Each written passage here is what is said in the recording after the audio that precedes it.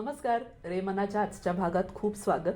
आजची कविता खूप स्पेशल आहे कारण आमच्या टीममधल्या सगळ्यांची खूप लाडकी कविता आहे आणि कवी पण आम्हाला खूप आवडतात. पियुष मिश्रांची एक कविता आहे. सुरुवातीचा पार्ट मी म्हणते. एक बगल में चांद होगा, एक बगल में रोटियां, एक बगल में नींद होगी, एक बगल में लोरिया. हम चांद पे रोटी की चादर डालकर सो जाएंगे और नींद से कह देंगे लोरी कल सुनाने आएंगे. पुढची कविता वाचाच खूप सुंदर आहे. ह्या कवितेतली मेन थीम सायको ॲनालिटिकली बघता मला वाटतं कॉन्ट्रास्ट हा आहे. तर एकीकडे रिॲलिटी, आपल्या वास्तवातल्या ज्या गरजा असतात ज्याच्यात आपण रोटी कपडा मकान म्हणतो, आणि दुसरीकडे एक फॅन्टसी आहे.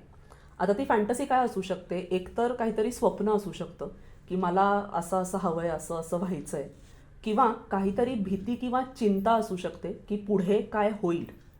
आणि ह्या कवितेत असं मग मला जाणवतं की त्या फॅन्टसीमध्ये वाहवत न जाता वास्तवात स्वतःला ठेवून वास्तवात पुढे चालत राहणं. कारण life is going to keep moving on, so you also have to keep moving on, असं ते आहे. त्या ज्या सिनेमात ही कविता घेतली आहे तिथे पण त्या पॉईंटला ते गाणं येतं जिथे जे कॅरेक्टर्स आता राहिलेत त्यांच्या पुढे तेवढाच मार्ग आहे की आपण पुढे चालत राहूयात. अशी खूप ग्राउंडिंग ही कविता आहे. आपण वाचूच यात परत एकदा. आणि तुम्हाला ह्या कवितेबद्दल काय वाटतं हेही आम्हाला कळवा आणि पुढच्या भागात भेटूच यात. थँक्यू.